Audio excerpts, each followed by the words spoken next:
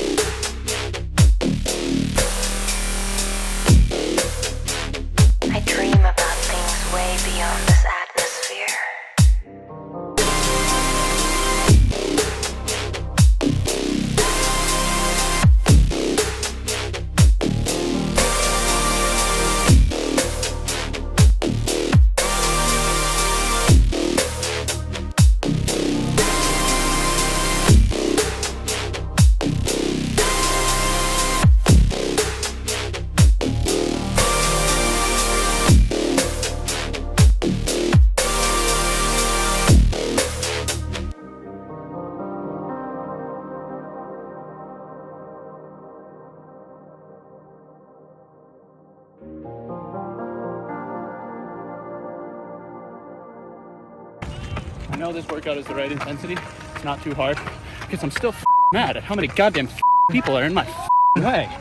Christ. I mean, you'd think every single time you were in my way every lap after 40 minutes to get that goddamn message, but whatever. We're almost out of here.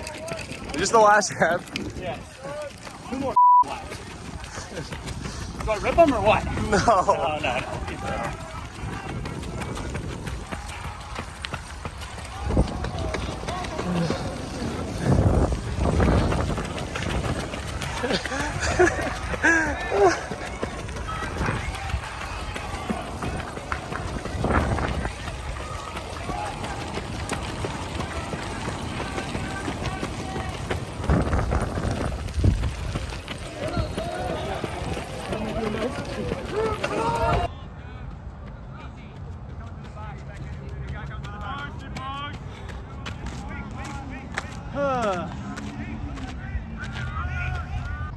Feels good.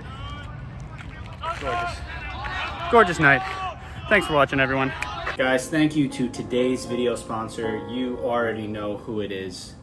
It's AG1. If you're not familiar with AG1, it is a powerfully simple and comprehensive daily nutritional drink, sourced from whole foods that nourish all of the body's systems holistically. If you watched one of my most recent videos, the 6,000 calorie day in the life, you'll notice that I did in fact start the day with AG1. And that's because, let's take a car for example, you can put in all the gas you want, but if you don't service the engine and give it an oil change every once in a while, it's not gonna run very well and it's going to break down. Where AG1 helps most on a day like that, where you're just eating and eating and eating, is actually helping you make the most of all those calories by supporting your digestive system. But that's just one aspect of AG1. AG1 is really an all-in-one. The vitamins and minerals in AG1 will fill gaps in your nutrition and your diet, which is really important. We can't all have a perfect diet all the time. The probiotics will help support your immunity and your digestion. The adaptogens will also help support your immunity, and the superfoods will help support your overall performance. So throw away your multivitamin supplement, throw away your probiotic supplement, throw away your superfood supplement. AG1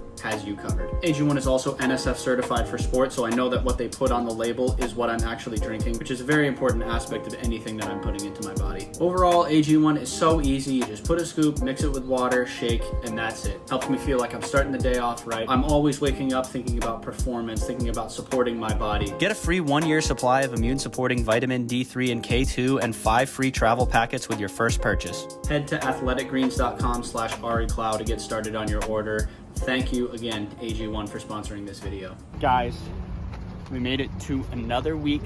First day of the week, that is Monday. It's not just any Monday, it's Cheap Chicken Monday, which is every Monday. But I'd like to thank Mock Apparel, my sponsor, for today's fit. Just got done with a ride at 107 watts average. I'm not kidding, but 1150 watts max. So pretty impressive ride if you ask me. And yeah, we're gonna go grocery shopping, and it's Seattle, so I don't give a what I look like. Safeway, baby.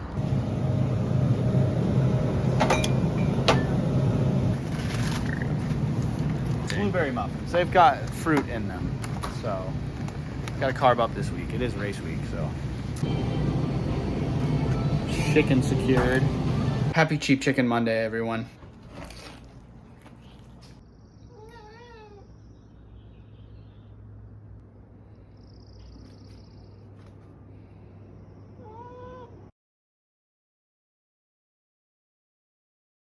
On to the main subject of this video. It's race week, finally. Cheap Chicken Monday was the start of the first race week of 2023. I will be opening up my season this Saturday in Walla Walla, Washington at the Onion Man Olympic Distance Triathlon. I felt like I had a really good start in January and February, and then the Achilles injury sort of derailed everything. Gonna do Oceanside, I was gonna do the St. Anthony's Triathlon, which ended up being a duathlon, which, God, that would have been great for me.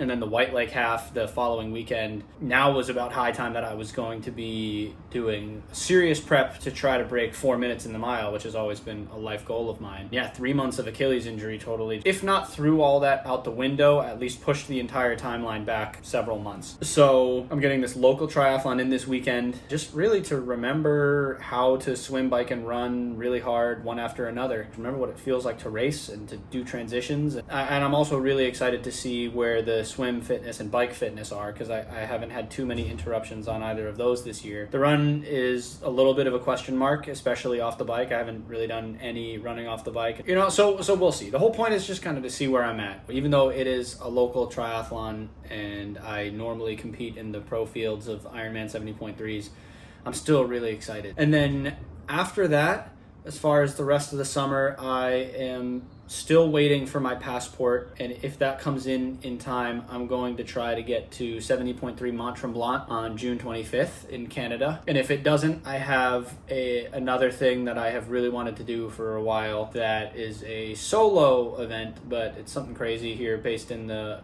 Pacific Northwest. So regardless, there will be something pretty big that I'm doing in June, whether it's Mont Tremblant or this other thing. And then July is 70.3 Oregon, so 4-hour drive, pretty close to home here. And then the following weekend, I'm going to fly home to Connecticut to see my family and drive to 70.3 Maine. So that'll be my first back-to-back racing weekend ever for triathlon. 2 70.3s a week apart. So that'll be interesting. That'll be fun. After that, I really don't know. I haven't planned it out. Fingers crossed I can just stay healthy and train consistently through that whole stretch and not overtrain and no tendon, bone, or muscular injuries. I still would love to see how close I can get to 4 minute or sub 4 minute shape in the mile. Again, that's not out the window necessarily, just the timeline has been pushed off. So I just need to get at least 2 months probably of just normal, non-aggressive, very general training in before I try to attempt any sort of specificity for running 59-second 400s 4 times in a row. The goals for this year, I would love to, and I don't think it's that much of a stretch, to podium at a 70.3 this year. That would be sort of the main, outcome-based goal for the year. My non-outcome-based goals for the year would have been to stay healthy and train consistently, but I have already failed at that, but it's fine. We just get back up and try to do that for the rest of the year. That's always goal number one. I think if I sort of cherry pick my races well, and by cherry pick I mean the lower tier $30,000 prize purse North American 70.3s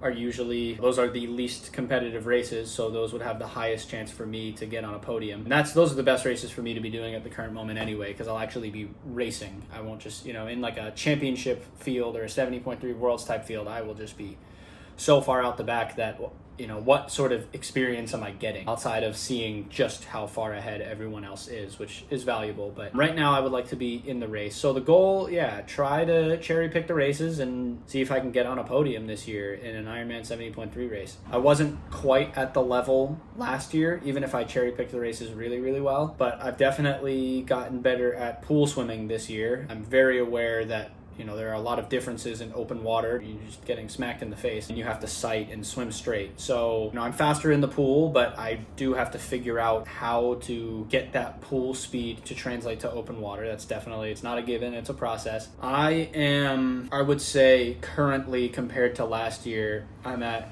about 20, maybe 25 watts more on the bike over a 70.3. I pushed 285 last year, towards the end of last year. And now on the same power meter, I am looking at pushing 300, 310, maybe 305, 310, and hopefully more by the end of the year. So definitely a very, very solid step forward on the bike since last year. And the run, probably a little bit worse currently than last year, but I'm very confident that I'll get back to very, very competitive run fitness. And the better I get on the swim and bike, the better the run looks, just because I'm able to maybe expend less energy or I'm stronger. So the run legs are better the more I progress on the swim and bike. You know, I can improve in training in the pool and on the power meter all I want, but at the end of the day, we do it in a race or it doesn't really matter. So yeah, that's the plan for the next 3 months and the goals, and whether or not I hit those goals doesn't really matter. Won't change my outlook on life or the sport, especially those outcome-based ones. You know, those will just be nice to hit and sort of validation that I've made progress. But yeah, the most important thing for me is just staying healthy physically, mentally, and emotionally, and that's what I'm going to try to do for the rest of the year. As always, I'll document the journey, good or bad. I guess we just got to see what happens the rest of the year, but I'm excited to see if I can sort of one up my results from last year, turn those top 10s into top 5s, and you know, maybe a podium. So